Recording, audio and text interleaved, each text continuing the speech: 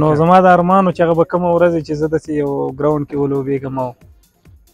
لومړی ځل چې مې حمید حسن سره کتل او زه داسې احساساتي غوندې هم خبرې مې ورسره نشي کولی ډېر زیات خوشحاله وم خلکو ته به مې علم حمید حسن ولیده او زه تیاره کې ناست وم نو هغه د تیارې همکار یې سره راوړل نو زه ورسره نه پوهېدم ما سره څنګ کې کوم بل ملګری هم ناست و خو هغه زه په عذابولم چې دا اوس څه ووایي هغې ما ته ویلي وایي چې شی درکړم ما دې زه مړ یو شی دې راکړه دا زما لپاره ډېره جالبه وه ملګري خو ډېر دي خو کلي ته چې لاړ شم یو څو ملګري مې دي هغو سره ډېر زیات ارامه یم که تاسو سوچ وکړئ زموږ د سریلنکا سره ډېر زیات سخت میچ و نو په هغې کې زه دومره جذبه کې وم ماله چې زه اوس یو اور مې وی زما ورونه خلاص شوم چې ما دا بیټسمین به دې سر ویشتلی وی چې وډ کړی مې وی په نړیواله کچه د کومو لوبډلو په خلاف باندې سیالي نه ډېر خوند اخلئ په پاکستان خلاف ډېر ښه بالینګ کوم بالکل زما دا ارمان ده چې د انډیا خلاف دغسې بالینګ وکړم کوهلي پکې آوټ کړم روهت شرما آوټ کړم راهول آوټ کړم میزونو د ټول ناست وو نو هغه د هوټل کارکوونکي به چې به دې وغوښته تا ته به یې میز ته راوړل اول تعلیم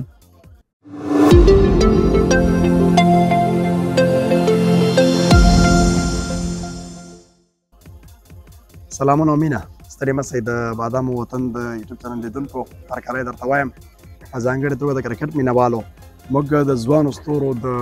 مرکو او بنډارونو په لړ کې نن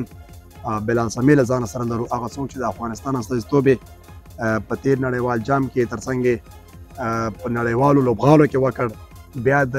چټکې توپ اچونې یو ځانګړی سرلاری به وي د افغانستان لپاره غواړم د سره بنډار وکړم خبرې ورسره وکړم تاسو هم لیدو او تر پایه پورې پاتې کېدو ته رابولم ستړی مه سې بلال مننه بادام صاحب زه په خپل وار سره ستاسو د یوټیوب چینل کتونکو اورېدونکو ته سلامونه او نیکې هیلې وړاندې کوم هیله ده چې روغ او جوړ او صحتمند به اوسي ډېره مننه لومړی پیل به له دې وکړم بلال چې څنګه دغه ډګر ته راغلی هغه پایله راته ووایئ چې په کوم ډول مو وکړ په کوم کړاو مو دغه ځای ته راورساوه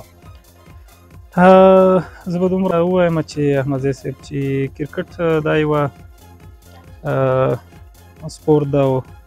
د یو شوق او مینې د وجې یو سړی یو خپل منزل ته رسېږي نو زما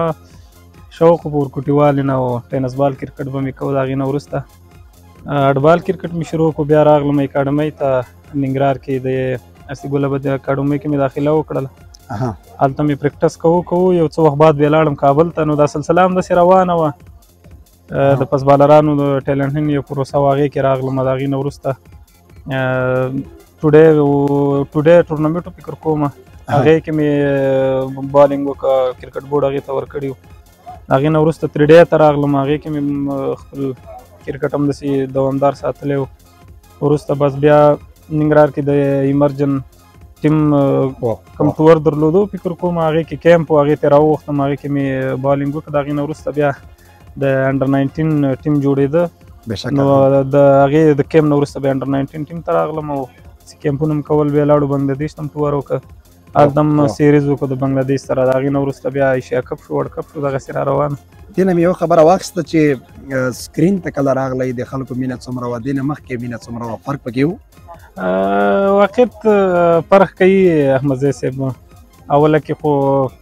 په داخل کې لوبېدو خلکو پیژندو دغسې مینهوال هم درلودل خو کله چې انسان په سکرین باندې وښودل شي او ټوله دنیا یې به پیژني په خاصه توګه اوس ما ټول افغانستان کې خلک پیژني چې چېرته لاړ شم هر سړی مې پیژني و چې بلال سمید هغه نږدې ملګرو بیا ډېر افتخار در باندې ډېر افتخار در باندې کوو بالکل داسې و چې زما نه ډېر زیات هغې خوشحاله کېده چې یاره هغې و دا ارمان و چې ته به کله به سکرین باندې راځې د کورنۍ د ملاتړ باره کې م راته وویله پیله تر اوسه پورې احمدزی صاحب د کورنۍ په باره کې به زه دومره ووایم چې زه د ورکوټي نه ما ته ویل چې زما د کرکټ سره شوق خو د هماغه وخت نه یې زه سپورټ کړی یم ما چې به څه کول ورور مې پلار مې مور مې دوی ما ته ممانعت نه کوو چې ته یاره کرکټ مه کوه یا لوبو ته مه ځه دا مه کوه هغه مه کوه که څه هم زموږ ډېره زیاته غریبي وه او غربت خو بیا هم زه سپورټ کړی یم او کرکټ مې کړی ښه بېشکه په دغه لاره کې به حتما ستا د خوښې یو څوک داسې وي چې هغه دې تعقیب کړی وي چې ته به زړه کې به دې راغلی وي چې باید زه هم دغسې یو توپ اچوونکی په راتلونکي کې جوړ شم نړیواله کچه او په داخلي کچه بالکل احمدزی صاحب ما چې په هغه وخت کې بالینګ کوو نو ما ته به دولت زدران او حمید حسن بالینګ ډېر زیات خوند نه کوو نو زما د ارمان و چې هغه به کومه ورځ وي چې زه داسې یو ګراونډ کې ولوبېږم او دې غوندې بال سره وګورم ډېر زیات ارمان مې و. لومړی ځل چې مې حمید حسن سره کتل او زه داسې احساساتي غوندې هم خبرې مې ورسره نشي کولی. ډېر زیات خوشحاله وم. خلکو ته به مې علم حمید حسن ولیده. یعنې سړي کې هغه احساسات راوپارېږي ځکه ستا د خوښې لوبغاړی ده. په نړیواله کچه او په داخلي کچه داسې لوبغاړی تعقیبوئ چې ویډیوګانې په چینل کې وګورئ یا یې تعقیب کړئ چې د هغه په شان تاسو ویریشن پیدا کړي، په ځان کې بدلون پیدا کړي، بهترۍ ته لاړ شئ؟ او بالکل. ما خو د وخت نه حمید حسن او دولت زدران فالو کول په افغانستان کې اوس هم دغه بالران فالو کوم او په نړیواله کچه چې دی بیا ارچر بالنګ ډېر زیات خوند راکوي، هغه فالو کوم. ډېر ښه ده. ډېر ښه او ښه پیس هم لري، ډېر ښه توپ اچونه کوي، ډېره ښه ده. په کله چې 19 کلنو سفر مو وکړ داسې یو څه سره مخ شوي وئ چې مخکې ورسره اشنا نه وئ، په هغه سفر کې جالب یې راته ووایه ځکه خلک خندونکي شیان ډېر غواړي. بالکل احمد ضیاء صاحب، موږ بنګلادیش ته ټور و. زما خو اول ټور و، د زیاتره هلکانو اول ټور و. یو دوه درې داسې هلکانو چې هغې به مخکې ننګیال تللی و، اجاز احمدزی و، اجاز مهري فکر کومه، دغه هلکانو نوید اظهار،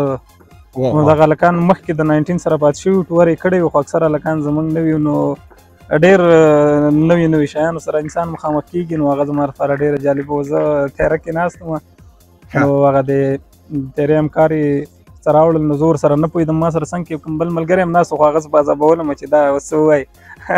هغې ما ته ویلي وو چې شی درکړم، ما دې زه مړ یو شی دې راکړه. دا زما لپاره ډېره جالبه وه. بیا بار بار درته یادونه کوله؟ اوس هم راته یادوي چې ټوله سره مخامخ شم، په عذابوي مې ویل تا چې خبره وکړه چې زه مړ یو شی دې راکړه. یو شی دې راکړه. ډېره مشوره شوې وه، ډېر وخته پورې به هلکانو په عذابولم، وایي ته بیا ووایه ویې وایه. ښه داسې اکټینګ کې به دې ورته ویلي،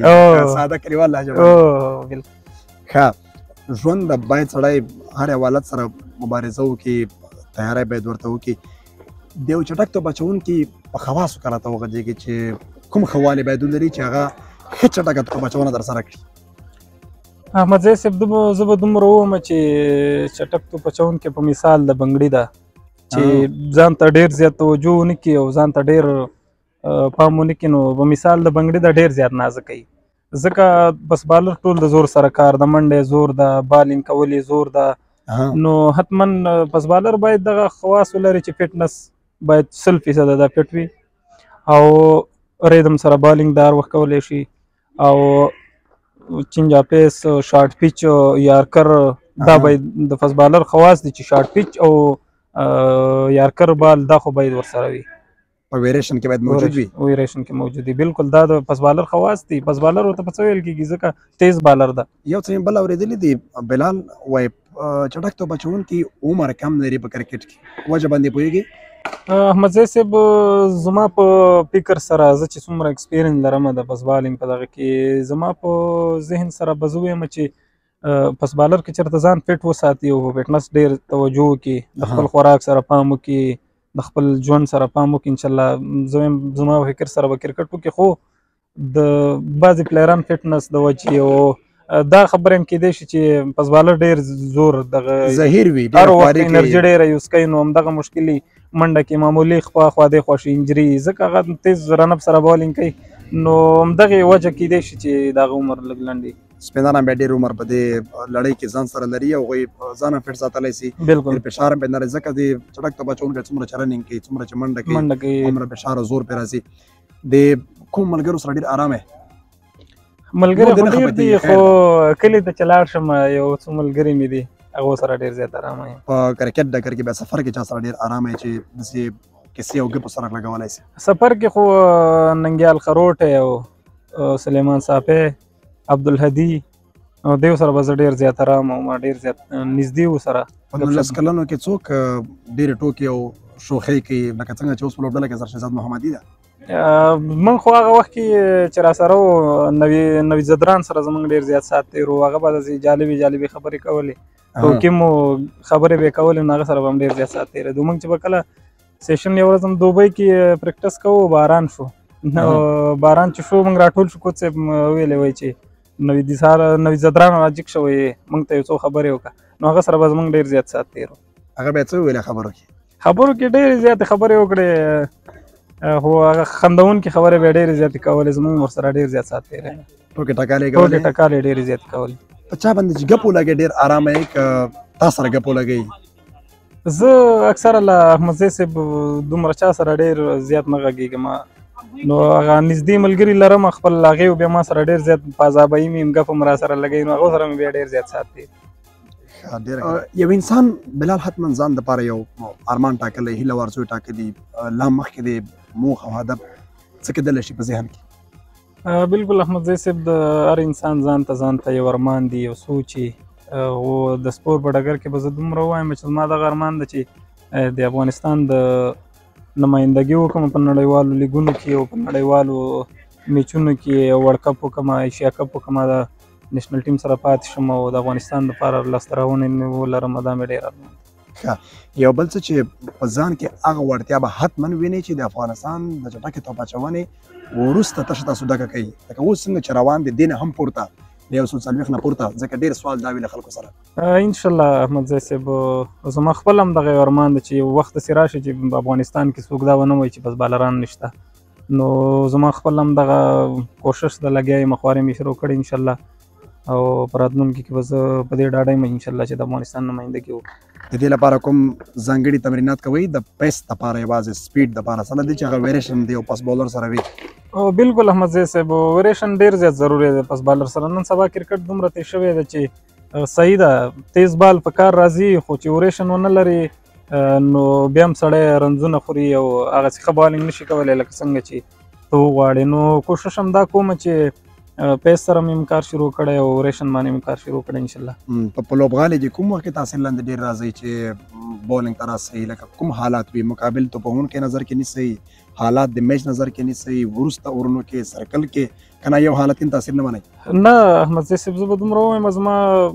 دغه ورلډ کپ مې وکړه د انډر 19 تر اوسه ما داسې یو حالات نه دي ګنې که تاسو سوچ وکړئ زموږ د سریلنکا سره ډېر زیات سخت میچ و، نو په هغې کې زه دومره جذبه کې وم ماله چې زه اوس یو اور مې وی زما ورونه خلاص شوم چې ما دا بیټسمین به دې سر ویشتلی وی چې اوډ کړی مې وی. نو وخت راځي بعضې وخت کې داسې حالاتو سره ته مخامخ شي چې ویکټ سیده وي، بیټسمینان د سیټ ولاړې، نو بالونو د رنزونو ترمنځ دومره تفاوت نه وي او فرق یې نه وي، نو که ته کوشش کوې چې یا رنزونه ودرم یا پارټنرشپ مات کړمه، نو که پارټنرشپ ماتې نو خامخا رن به خورې. همداسې ده. نو همدغه وخت کې لږ سړی پریشر کې چې اوس زه رنزونه سیف کړم، ویکټ هم سیده ده، میچ هم رانه کټل کېږي، نو حتما په کرکټ کې دا دې څوک هم نه وایي چې زه په یو ټیم کې په پریشر کې نه یم، خامخا انسان یو وخت کې د پریشر ته لاندې راځي. همداسې ده. په نړیواله کچه د کومو لوبډلو په خلاف باندې سیالي نه ډېر خوند اخلئ او ډېر په جذبه کې ورسره یو لوبډله ووایه؟ احمدزی صاحب بالکل هر یو پلیر چې کرکټ کوي بعضې ټیم د هغه ارمان چې زه د دې خلاف ښه بالینګ وکړم یا بیټسمین ښه بیټینګ وکړم، نو زما د ارمان و چې زه به پاکستان خلاف ډېر ښه بالینګ کوم، هماغه و چې ډېر زیات ښه بالینګ مې وکړو، ما ترې پوره خوند واخیست. بېشکه. او داسې لوبډله به هم وي چې فکر کوئ چې دوی سره په لوړه کچه سیالۍ وي او ته ترې حد اقل پرته له جذباتو او احساساتو خوند ترې اخیستلی شي حتما دنیا کې، لکه انګلستان، استرالیا، انډیا؟ بالکل زما دا ارمان ده چې د انډیا خلاف دغسې بولینګ وکړم، کوهلي پکې آوټ کړم، روهت شرما آوټ کړم، راهول آوټ کړم، نو زما دا ارمان ده چې د انډیا خلاف دغسې میچ وکړم. خدای دې وکړه تر هغه وخته پورې تاسو نېشنل ټیم ته ځان راورسوئ په خیر انشاءالله، او هغه ته دویم په لوبډلو کې موجود وي او سره مخامخ سئ. موږ هم دې پایلې ته په تمه یو. یوه جالبه خاطره درنه اورم، خندونکې خاطره چې ته ورسره په ژوند کې مخ سوی، هغه راته ووایه. خاطره خو به درته زه ووایم احمدزی صاحب چې موږ ورلډ کپ کې وو، سهار ناشتې ته لاړو، ناشته م کوله، نو میزونو د ټول ناست وو، نو هغه د هوټل کارکوونکي به چې به دې وغوښته تا د به میز ته راوړل، نو هغه کوم پلیر ته یې دغه راوړه د چمچ وي کاشوغې دا ورسره وې لاس کې راوړلې، نو موږ ناسته سهار کې نو د هغې نه هغه کاشوغه ولوېده په ځمکه فرش باندې، نو یو اواز یې وکړه که نه، نوید زدران ناست نو هغه داسې ویل چې او مای ګاډ که نه، نو هېڅ د غږ وشو او مای ګروینګ د خندا نه ورته شنه و. دغه زما لپاره ډېره جالبه وه او ډېره خندونکې خاطره وه. ښه ده. دغه فرینډشیپ او دوستانه ماحول د لوبغاړو په ذهنیت ډېر ښه اثر کوي چې په ډېر لوبډله زیات کې موجود چې وي. په ټور کې دغسې ملګري ونه لري یا څوک در سره نه وي چې تا سره خبرې وکړي یا ګپ شپ ولګوي، هغه خو پردي ملکونه یې خارج داسې څوک پېژنې نه، ورسره پابندي هم ډېره زیاته وي، بار ته وتل هم نه کېږي، نو تا کې چې سره خپل منځ کې راټول شي او دغسې یو څو ملګري پکې بیا ډېر زیات سات تېرېږي. د دې څو ورځنۍ سیالیو اهمیت پوښتنه به وروسته وکړم چې د دې په اهمیت راته وغږېږي او څنګه روانې ده اوس چې برحاله پکې لګیا او بوخت یاستئ دا دی چې کوچیان ناصري اکاډمۍ کې ورته تمرینات کوئ بالکل احمد زید صاحب فرست کلاس سیالۍ یا ټیسټ میچ یا فور ډے سیالۍ دا د یو پس بالر دپاره یا هر لوبغاړي دپاره ډېرې زیاتې مهمې په اوله کې خو دا دي چې په داخل د افغانستان کې یا داخل د یو ملک چې ډومیسټک کرکټ کې فرست کلاس سیالۍ دي دا نو زما په اند باندې د یو پلیر دپاره ډېرې زیاتې مهمې دي چې دلته پرفارمنس وکړي نو بره راتلی شي د نیشنل ټیم دپاره یا د هغه پروفایل جوړېږي نو ډېر زیات ورسره ښه کېږي فرست کلاس سیالۍ کمې وړې سیالۍ نه دي د یو پلیر دپاره ډېر ښه ټورنمنټ ده نو انشاءالله موږ به خواري کوو چې خپل پرفارمنس پکې جاري وساتو ډېره ښه ده پیغام دی اورم لوبغاړو ته خلکو ته کرکټ مینوالو ته احمد زید صاحب زه به دومره ووایم دا مې پیغام د دې پلیرانو ته په خاصه توګه خپلو هیوادوالو ته چې اول تعلیم بېشکه افغانستان کې اول تعلیم دی وکړي او د تعلیم ناخوا دی د خپل مور او پلار پوره عزت او په خاصه توګه بیا سپور په ډګر کې دغه ملګري دي چې څوک کرکټ کوي نو خپل سپور سره د خپل ټیم چټي نه ضایع کوي که څوک بالر که څوک بیټسمین خپل ټیم دی ورکوي پوره خواري دی وکړي انشاءالله الله پاک به یو ورځ کرکټ ورکړي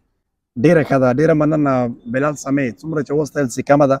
هغه څوک چې په نږدې وخت کې به څنګه چې په ځوان لوبغاړو کې د افغانستان استازیتوب کوه د افغانستان په ملي کچه باندې دا ځل بیا په ملي لوبډله کې د افغانستان استازیتوب کوي خبرونه مو پوره خوند واخیسته په دې له تاسو هم خوښ شوي د بادامو وطن سره اوسئ موږ به له تاسو سره یو تر څو پورې لا هم د ځوانو لوبغاړو د مخکنیو لوبغاړو سره بنډارونه ولرو مننه چې راغلئ مننه احمد زید ډېره مننه کور ودان ښه وختونه ښې چارې